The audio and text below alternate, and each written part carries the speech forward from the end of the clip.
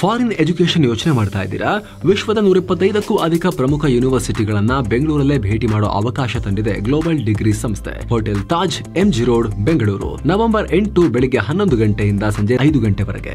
Entry free ಇರುತ್ತೆ. Free ರಿಜಿಸ್ಟ್ರೇಷನ್ಗೆ ಈ ನಂಬರ್ಗೆ ಕಾಲ್ ಮಾಡಿ ಅಥವಾ ಡಿಸ್ಕ್ರಿಪ್ಷನ್ ಮತ್ತು ಪಿನ್ ಕಾಮೆಂಟ್ ನಲ್ಲಿರೋ ಲಿಂಕ್ ಚೆಕ್ ಮಾಡಿ. ನಮಸ್ಕಾರ ಸ್ನೇಹಿತರೆ. ಅಣ್ವಸ್ತ್ರ ಇದೊಂದು ಆಯುಧ ಇಟ್ಕೋಬೇಕು, ಇರೋದನ್ನ ಹೆಚ್ಚು ಮಾಡ್ಕೋಬೇಕು ಅಂತ ಎಲ್ಲಾ ರಾಷ್ಟ್ರಗಳು ಪ್ರಯತ್ನ ಪಡ್ತಿವೆ. ಆದ್ರೆ ಇಷ್ಟು ದಿನ ಅವರಿಗೆಲ್ಲ ಅಮೆರಿಕ ಅಡ್ಡಗಾಲು ಹಾಕ್ತಾ ಇತ್ತು. ಆದ್ರೆ ಈಗ ಖುದ್ದು ಅಮೆರಿಕವೇ ಅಣ್ವಸ್ತ್ರ ಪರೀಕ್ಷೆಗೆ ರೆಡಿ ಆಗ್ತಾ ಇದೆ. ಟ್ರಂಪ್ ಆದೇಶ ಹೊರಡಿಸಿದ್ದಾರೆ. ಪಾಕಿಸ್ತಾನ ಸೇರಿ ಬೇರೆ ಬೇರೆ ರಾಷ್ಟ್ರಗಳು ಅಣ್ವಸ್ತ್ರ ಪರೀಕ್ಷೆ ಮಾಡ್ತೇವೆ, ಭೂಮಿ ಅಡಿಗಡೆ ಮಾಡಿ ಕದ್ದು ಮುಚ್ಚಿ ಮಾಡ್ತಿದ್ದಾರೆ, ಅದರಿಂದಲೇ ಭೂಕಂಪ ಆಗ್ತಿದೆ ಅಂತ ಕೂಡ ಟ್ರಂಪ್ ಆರೋಪ ಮಾಡ್ತಿದ್ದಾರೆ.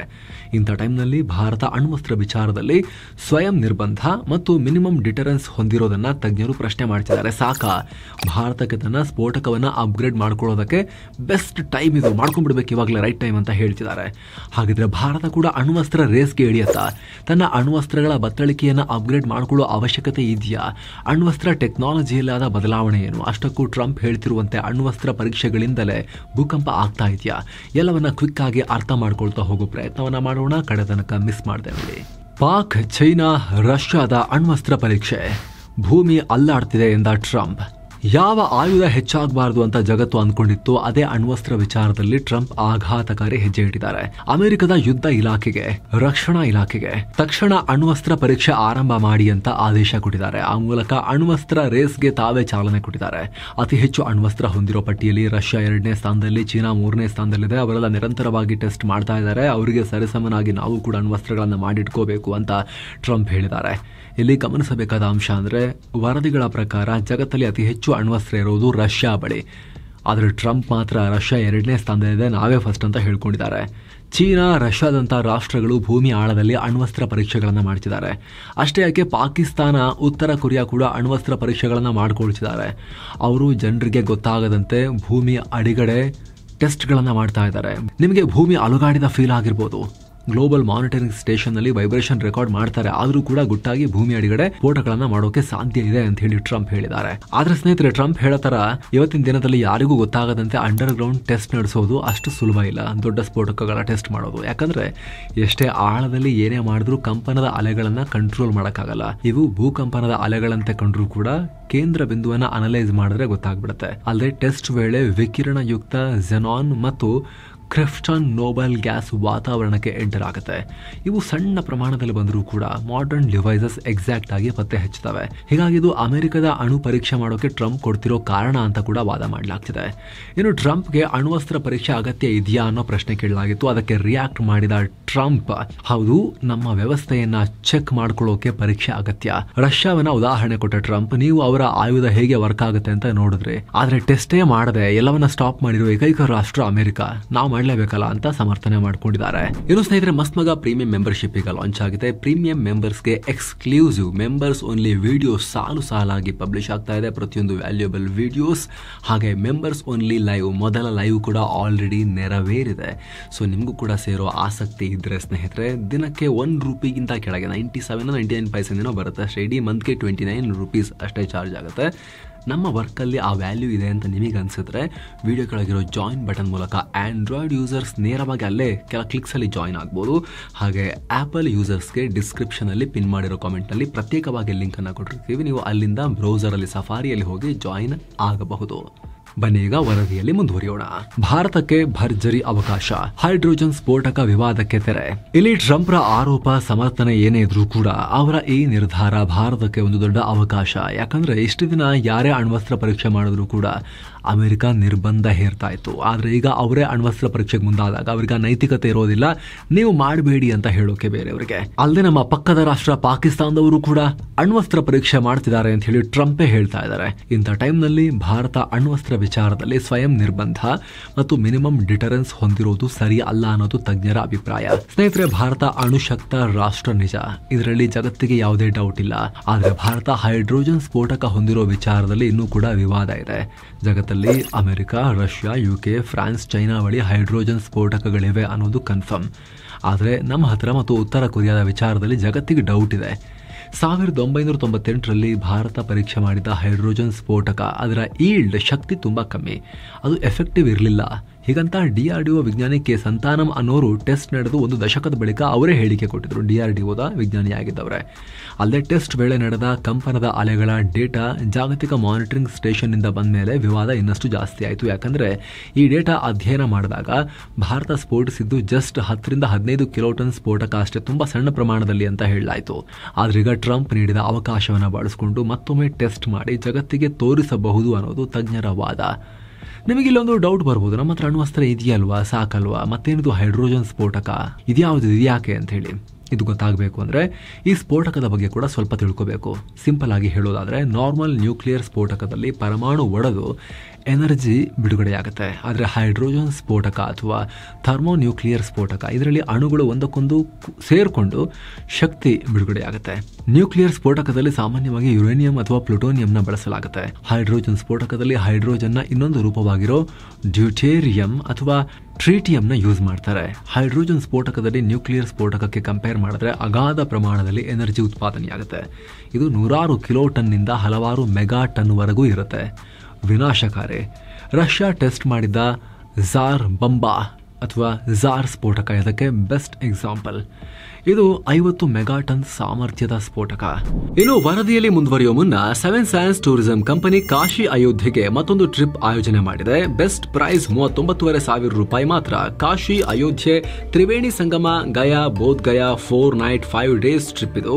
ಫ್ಲೈಟ್ ಟಿಕೆಟ್ಸ್ 3 ಸ್ಟಾರ್ ಹೋಟೆಲ್ನಲ್ಲಿ ಸ್ಟೇ, ಆಲ್ ಮೀಲ್ಸ್, ದೇವರ ದರ್ಶನ, AC ಟ್ರಾನ್ಸ್ಪೋರ್ಟ್ ವ್ಯವಸ್ಥೆ, ಬೋಟಿಂಗ್ ಮತ್ತು auto charges, 24/7 Kannada tour manager ಸೌಲಭ್ಯ, ಹಾಗೆ ಹಿರಿಯ ನಾಗರಿಕರಿಗೆ ವಿಶೇಷ ಕೇರ್ ಕೂಡ ಇರುತ್ತೆ. ಇದೆಲ್ಲ ಇನ್ಕ್ಲೂಸಿವ್ ಪ್ಯಾಕೇಜ್ ಇದು. ಹೊರಡೋ ದಿನ ಡಿಸೆಂಬರ್ 3, 2025. ಕೆಲವೇ ಸೀಟುಗಳು ಲಭ್ಯ.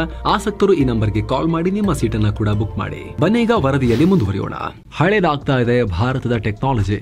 ಯಾವುದೇ ಟೆಕ್ನಾಲಜಿ ಇದ್ರೂ ಕೂಡ ಅಷ್ಟೇ, ಇವತ್ತಿರೋದು ನಾಳೆಗೆ ಹಳೇದಾಗ್ಬಿಡುತ್ತೆ. ಹಾಗಾಗಿ ನಿರಂತರವಾಗಿ ಅಪ್ಡೇಟ್ ಆಗ್ತಾ ಇರಬೇಕು. ಅಣ್ವಸ್ತ್ರಗಳ ವಿಚಾರದಲ್ಲೂ ಕೂಡ ಅಷ್ಟೇ, ನಾವು ಅವುಗಳನ್ನ ಎತ್ಕೊಂಡು ಹೋಗಿ ಯಾರದೋ ಮೇಲೆ ಸುರಿಬೇಕು ಅಂತಿಲ್ಲ. ಅವುಗಳ ಉದ್ದೇಶ ನೋಡಿ ನಮ್ಮ ಸುದ್ದಿಗೆ ಬರಬೇಡಿ ಇದೆ ಅಂತ ಹೇಳಿ ಹೆದರಿಸಲಿಕ್ಕೆ, ಡಿಟರೆನ್ಸ್ ರೋಲ್ಗೆ ಅಷ್ಟೇ. ಈಗ ಯಾರು ಕೂಡ ಇನ್ನೊಂದು ರಾಷ್ಟ್ರದ ಮೇಲೆ ಅಣ್ವಸ್ತ್ರ ಬಳಸುವಷ್ಟು ದುಸ್ಸಾಹಸವನ್ನ ತೋರುವಂತಹ ಧೂರ್ತ ರಾಕ್ಷಸರಿದ್ದಾರೆ ಅಂತ ಈ ಕ್ಷಣಕ್ಕೆ ಅನಿಸಿಲ್ಲ ವರ್ಲ್ಡ್ಗೆ. ಅದು ಡಿಟರೆನ್ಸ್ಗೋಸ್ಕರ ಇರೋದು ಅಂತ ಹೇಳಿ ಪಾಕಿಸ್ತಾನದವ್ರು ಹೇಳಕ್ಕಾಗಲ್ಲ ಮೈಂಡ್ ಸೆಟ್. ಆದ್ರೆ ಅದು ಮುಖ್ಯವಾಗಿರೋದೇ ಡಿಟರೆನ್ಸ್ ರೋಲ್ಗೆ. ಆದ್ರೆ ಆ ಡಿಟರೆನ್ಸ್ ಅಥವಾ ಆ ಪ್ರತಿರೋಧ ವರ್ಕ್ ಆಗಬೇಕು ಅಂದ್ರೆ ಅವುಗಳನ್ನ ಅಪ್ಡೇಟೆಡ್ ಆಗಿ ಲೇಟೆಸ್ಟ್ ಟೆಕ್ನಾಲಜಿಗೆ ನಾವು ಅದನ್ನ ಅಪ್ಡೇಟ್ ಮಾಡಿ ಇಟ್ಕೋಬೇಕು. ಇದು ಶತ್ರುಗಳಿಗೆ ನಮ್ಮ ಆಯುಧದ ಬಗ್ಗೆ ನಿರಂತರವಾಗಿ ಭಯ ಮೇಂಟೈನ್ ಮಾಡೋ ಕಾರಣ ಆಗುತ್ತೆ. ಇಲ್ಲಾಂದ್ರೆ ಪಾಕ್ ಹಾರಿಸಿದ ಮಿಸೈಲ್ಗಳೆಲ್ಲ ಬಂದು ಭಾರತದ ಗದ್ದೆಯಲ್ಲಿ ಮಲಗುದ್ವಲ್ಲ, ಆ ತರ ಆಗ್ಬಿಡುತ್ತೆ. ಆಮೇಲೆ ಭಾರತ ಪೋಖ್ರಣ್ 1 ಅಥವಾ ಸ್ಮೈಲಿಂಗ್ ಬುದ್ಧ ಹೆಸರಲ್ಲಿ ಮೊದಲ ಪರೀಕ್ಷೆ ನಡೆಸಿದ್ದು 18 ಮೇ 1974ರಲ್ಲಿ. ಹಾಗೆ ಎರಡನೇ ಟೆಸ್ಟ್ ಮಾಡಿದ್ದು ಆಪರೇಷನ್ ಶಕ್ತಿ 1998ರಲ್ಲಿ. ಅವತ್ತಿಗೆ ಲಭ್ಯವಿದ್ದ ಟೆಕ್ನಾಲಜಿನ ಬಳಸಿಕೊಂಡು ಭಾರತ ಪರೀಕ್ಷೆ ಮಾಡಿತ್ತು. ಆದರೆ ಈಗ ಟೆಕ್ನಾಲಜಿ ಸುಧಾರಣೆಯಾಗಿದೆ. ಹೆಚ್ಚಿನ ಸಾಮರ್ಥ್ಯದ ಸ್ಫೋಟಕವನ್ನ ಕಾಂಪ್ಯಾಕ್ಟ್ ಆಗಿ ಡಿಸೈನ್ ಮಾಡೋ ಟೆಕ್ನಾಲಜಿ ಬಂದಿದೆ. ಹಾಗೆ ಟೆಸ್ಟಿಂಗ್, ಡೆಲಿವರಿ, ಮಾನಿಟರಿಂಗ್ ಎಲ್ಲಾ ಟೆಕ್ನಾಲಜಿಗಳಲ್ಲೂ ಅಪ್ಡೇಷನ್ ಆಗಿದೆ, ಬದಲಾವಣೆಗಳಾಗಿವೆ. ಇದನ್ನು ಭಾರತ ಅಳವಡಿಸಿಕೊಳ್ಳೋದು ಇಂಪಾರ್ಟೆಂಟ್. ಇಲ್ಲಿ ಅಣ್ವಸ್ತ್ರ ಅಪ್ಡೇಟ್ ಆಗಿರೋದು ಯಾಕೆ ಮುಖ್ಯ ಅನ್ನೋದಕ್ಕೆ ಇನ್ನೊಂದು ಕಾರಣ ಏನು ಗೊತ್ತಾ? ಒಂದು ವೇಳೆ ಅಣ್ವಸ್ತ್ರ ಹಾಕೋ ಪರಿಸ್ಥಿತಿ ಬಂದ್ರೆ ಅಣು ಸ್ಫೋಟಕವನ್ನ ಮಳೆಯಂತೆ ಸುರಿಸೋಕಾಗಲ್ಲ. ಒಂದು ನಗರ ನಾಶ ಮಾಡೋಕೆ 1-2 ಸ್ಫೋಟಕ ಅಷ್ಟೇ ಸಾಕು. ಅದು ಸರಿಯಾಗಿ ವರ್ಕ್ ಆಗ್ತಿಲ್ಲ ಅಂದ್ರೆ ಶತ್ರುಗಳು ಅಲರ್ಟ್ ಆಗಿಬಿಡ್ತಾರೆ. ಅಣ್ವಸ್ತ್ರ ಹಾಕಿದ್ಮೇಲೆ ಮತ್ತೆ ಆ ರಾಷ್ಟ್ರ ಚೇತರಿಸ್ಕೊಳ್ಳೋದಕ್ಕೆ ಸಾಧ್ಯ ಆಗಬಾರದು. ಅವ್ರಿಗೆ ನಾವೊಂದು ಹಾಕಿ ಅದು ವರ್ಕ್ ಆಗಿಲ್ಲ ಅಂದ್ರೆ ಅವ್ರು ಆಮೇಲೆ ಇಮಿಡಿಯೇಟ್ಲಿ ನಮ್ಮ ಮೇಲೆ ಹಾಕ್ಬಿಡ್ಬೋದಲ್ವಾ. ಆ ರೀತಿ ಆಗಬಾರ್ದು. ಅದನ್ನು ಬಳಸಿದ್ರೆ ಒಂದೇ ಏಟಿಗೆ ಮುಗಿಸೋ ರೀತಿ ಇರಬೇಕು ಕೆಲಸವನ್ನ. ಆವಾಗ ಮಾತ್ರ ದಾಳಿ ಮಾಡಿನೂ ನಾವು ಉಳ್ಕೊಳ್ಳೋಕೆ ಸಾಧ್ಯ ಆಗುತ್ತೆ. ಇಲ್ಲ ಅಂತ ಹೇಳಿದ್ರೆ ಇಮ್ಯಾಜಿನ್ ಮಾಡ್ಕೊಳ್ಳೋಕ್ ಆಗದಷ್ಟು ಡ್ಯಾಮೇಜ್ 2 ಸೈಡ್ನವರಿಗೆ ಆಗ್ಬಿಡುತ್ತೆ. ಯಾರು ಶಕ್ತಿಶಾಲಿ? ಸ್ನೇಹಿತರೆ, ಜಗತ್ತಲ್ಲಿ ಪರೀಕ್ಷೆ ಮಾಡಿದ ಅತ್ಯಂತ ಶಕ್ತಿಶಾಲಿ ಸ್ಫೋಟಕ ಅಂದ್ರೆ ಅದು ರಷ್ಯಾದ ಝಾರ್ ಸ್ಫೋಟಕ ಅಥವಾ ಝಾರ್ ಬಂಬಾ. ಇದು ಬರೋಬ್ಬರಿ 50 ಮೆಗಾಟನ್ ಸಾಮರ್ಥ್ಯ ಅವಾಗಲೇ ಹೇಳಿದ್ವಿ. ಇದನ್ನ 1961ರಲ್ಲಿ ಅವತ್ತಿನ ಸೋವಿಯತ್ ರಷ್ಯಾ ಟೆಸ್ಟ್ ಮಾಡಿತ್ತು. ಎರಡನೇದಾಗಿ 25 ಮೆಗಾಟನ್ ಸಾಮರ್ಥ್ಯದ ಅಮೆರಿಕದ B-41 ಸ್ಫೋಟಕ. ಇದನ್ನ ಕೂಡ 1960ರ ಟೈಮ್ನಲ್ಲೇ ಟೆಸ್ಟ್ ಮಾಡಲಾಗಿತ್ತು. ಆದ್ರೆ ಇವೆರಡು ಈಗ ಸರ್ವಿಸ್ ನಲ್ಲಿ ಇಲ್ಲ, ರಿಟೈರ್ ಆಗಿವೆ ಅಂತ ಹೇಳಲಾಗುತ್ತೆ. ಇತ್ತೀಚೆಗೆ ಸ್ಫೋಟಕಕ್ಕಿಂತ ವಾರ್ ಹೆಡ್ಸ್ ಬಹಳ ಸದ್ದು ಮಾಡ್ತಿವೆ, ಚಿಕ್ಕ ಚಿಕ್ಕ ಪ್ರಮಾಣದವು. ಯಾಕಂದ್ರೆ ಇವನ್ನ ಮಿಸೈಲ್ಸ್ ನಲ್ಲಿ ಇಟ್ಟು ಆರಾಮಾಗಿ ಉಡಾಯಿಸಬಹುದು. ಇವುಗಳ ಬಗ್ಗೆ ನೋಡೋದಾದ್ರೆ ಈ ವಿಚಾರದಲ್ಲೂ ರಷ್ಯಾನೇ ಕಿಂಗ್. ರಷ್ಯಾ ಬಳಿ RS-28 ಸರ್ಮತ್ ಅಥವಾ ಅವಾಂಗಾರ್ಡ್ ಸಿಸ್ಟಮ್ ಅನ್ನೋ ಮಿಸೈಲ್ ಸಿಸ್ಟಮ್ ಇದೆ.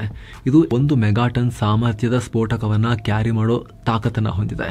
ಹಾಗೆ ರಷ್ಯಾ ಬಳಿ ಇರೋ R-36M2 ವೋಯೋವೋಡಾ ಸಿಸ್ಟಮ್ ಅಂತಾರೆ. ಇದು ಸುಮಾರು 700ರಿಂದ 800 ಕಿಲೋಟನ್ ಕ್ಯಾರಿ ಮಾಡುತ್ತೆ ಅಂತ ಹೇಳಲಾಗ್ತಿದೆ. ಇವೆರಡು ಕೂಡ ಮಲ್ಟಿಪಲ್ ಇಂಡಿಪೆಂಡೆಂಟ್ಲಿ ಟಾರ್ಗೆಟಬಲ್ ರೀ ಎಂಟ್ರಿ ವೆಹಿಕಲ್ಸ್ ಆಗಿವೆ. ಅಂದರೆ ಒಂದು ಮಿಸೈಲ್ ಹಾರಿಸಿದ್ರೆ ಅದರ ಒಳಗಡೆ ಮತ್ತೆ ಮರಿ ಮಿಸೈಲ್ಗಳಿರ್ತವೆ. ಆ ಮಿಸೈಲ್ ಶತ್ರು ಪ್ರದೇಶದ ಹತ್ತಿರಕ್ಕೆ ಹೋಗಿ ಅದರಿಂದ ಮರಿ ಮಿಸೈಲ್ಗಳು ಹೊರಗೆ ಬಂದು ಆ ಮರಿ ಮಿಸೈಲ್ಗಳು ಪ್ರತಿಯೊಂದಕ್ಕೂ ಕೂಡ ಇಂಡಿಪೆಂಡೆಂಟ್ ಟಾರ್ಗೆಟ್ ಇದ್ದು ಹೋಗಿ ಹೊಡೆಯುವಂಥ ತಾಕತ್ತನ್ನು ಹೊಂದಿರ್ತವೆ. ಮರು ಟೆಕ್ನಾಲಜಿ, MIRV ಟೆಕ್ನಾಲಜಿ ಅಂತ ಕೂಡ ಹೇಳ್ತಾರೆ. ನಮ್ಮ ಹತ್ರ ಕೂಡ ಆ ಟೆಕ್ನಾಲಜಿ ಇದೆ. ಇನ್ನು ಅಮೆರಿಕ ಬಳಿ ಇರೋ 1.2 ಮೆಗಾಟನ್ ಸಾಮರ್ಥ್ಯದ B-83-1 ಗ್ರಾವಿಟಿ ಸ್ಫೋಟಕ, ಗ್ರಾವಿಟಿ ಬಾಂಬ್, ಇದನ್ನ ವಿಮಾನದಿಂದ ಹೋಗಿ ಬೀಳಿಸಬಹುದು ಅಥವಾ ವಾರ್ ಹೆಡ್ ರೀತಿ ಬೇಕಾದ್ರೂ ಕೂಡ ಬಳಸಬಹುದು. ಇದನ್ನ ಬಿಟ್ಟರೆ ಚೀನಾ ಬಳಿ DF-5B, DF-41 ಸುಮಾರು 1 ಮೆಗಾಟನ್ ಸಾಮರ್ಥ್ಯ, ಹಾಗೆ ಫ್ರಾನ್ಸ್ನ TNO ಅಂದರೆ ಟೆಟೆ ನ್ಯೂಕ್ಲಿಯರ್ ಓಷಿಯಾನಿಕ್, ಇದು 100ರಿಂದ 150 ಕಿಲೋಟನ್, ಹಾಗೆ ಬ್ರಿಟನ್ನ ಹಾಲ್ಬ್ರೂಕ್ 100 ಕಿಲೋಟನ್ ಸಾಮರ್ಥ್ಯವನ್ನು ಹೊಂದಿದಾವೆ ಅನ್ನೋ ಅಂದಾಜು ಮಾಡಲಾಗಿದೆ. ಹಾಗೆ ನಮ್ಮ ಹತ್ರ ಕೂಡ ಅಗ್ನಿ 5 ಕ್ಲಾಸ್ನ ಮಿಸೈಲ್ಗಳಲ್ಲಿ ಕ್ಯಾರಿ ಮಾಡೋ ಅಣು ಸ್ಫೋಟಕಗಳು 150ರಿಂದ 250 ಕಿಲೋಟನ್ ಸಾಮರ್ಥ್ಯ ಇದೆ ಅಂತ ಹೇಳಲಾಗುತ್ತೆ. ಭಾರತದನ್ನ ಅಫಿಷಿಯಲ್ ಆಗಿ ಪಬ್ಲಿಕ್ ಮಾಡಿಲ್ಲ. ರೇಸ್ಗೆ ಇಳಿಯುತ್ತಾ ಭಾರತ. ಜಗತ್ತೇ ಅಣ್ವಸ್ತ್ರದ ಹಿಂದೆ ಓಡ್ತಿರುವಾಗ ಭಾರತ ಇದರಲ್ಲಿ ಹಿಂದೆ ಸರಿಯುವುದು ಸರಿಯಲ್ಲ ಅನ್ನೋದು ತಜ್ಞರ ಮಾತು. ಆದರೆ ಎಲ್ಲೂ ಕೂಡ ಭಾರತ ಅಧಿಕೃತವಾಗಿ ನಾವು ಹಿಂದೆ ಉಳಿದಿದ್ದೀವಿ ಅಥವಾ ಮುಂದಕ್ಕೆ ಹೋಗಿದ್ದೀವಿ ಏನೋ ಹೇಳ್ತಿಲ್ಲ. ಆಸ್ ಎ ನೇಷನ್ ನಾವು ನಮ್ಮ ರಾಷ್ಟ್ರದ ಹಿತಾಸಕ್ತಿಗೋಸ್ಕರ ಗುಪ್ತವಾಗಿ ಎಲ್ಲ ಅಪ್ಡೇಟ್ ಮಾಡ್ಕೊಳ್ತಾ ಇದ್ರು ಕೂಡ ಒಂದು ವೇಳೆ ಅದನ್ನು ಹೇಳಲಿಲ್ಲ. ಆದರೆ ಒಂದು ವೇಳೆ ಮಾಡ್ತಿಲ್ಲ ಅಂದರೆ ಮಾಡಲೇಬೇಕು, ಇದು ರೈಟ್ ಟೈಮ್, ಇಲ್ಲಾಂದ್ರೆ ಹಿಂದೆ ಬೀಳ್ತೀವಿ ಅನ್ನೋ ಎಚ್ಚರಿಕೆಯನ್ನ ತಜ್ಞರು ಕೊಡ್ತಾ ಇದ್ದಾರೆ. ಸೊ ಫ್ರೆಂಡ್ಸ್, ಇದಾಗಿತ್ತು ಈಗ ಹೊಸ ಅಣು ರೇಸ್ ಏನು ಶುರುವಾಗಿದೆ ಜಗತ್ತಲ್ಲಿ, ನ್ಯೂಕ್ಲಿಯರ್ ಆರ್ಮ್ ರೇಸ್ ಏನು ಶುರುವಾಗಿದೆ, ಅದ್ರ ಬಗ್ಗೆ ನಿಮಗೆ ಒಂದು ಕ್ವಿಕ್ ಮಾಹಿತಿ ಕೊಡೋ ಪ್ರಯತ್ನ. ನಿಮಗೆ ಇಷ್ಟ ಆಗ್ತಿದ್ರೆ ಲೈಕ್ ಮಾಡಿ, ಶೇರ್ ಮಾಡಿ, ಸಬ್ಸ್ಕ್ರೈಬ್ ಮಾಡಿ ಸ್ನೇಹಿತರೆ. ಹಾಗೆ ಆಗಲೇ ಹೇಳಿದ ಮಸ್ತ್ ಮಗ ಪ್ರೀಮಿಯಂ ಮೆಂಬರ್ಶಿಪ್ ಅನ್ನು ಕೂಡ ನೀವು ಕನ್ಸಿಡರ್ ಮಾಡಬಹುದು. Thank you so much. ಮತ್ತೆ ಭೇಟಿ ಆಗ್ತಿರೋಣ. ನಮಸ್ತೆ.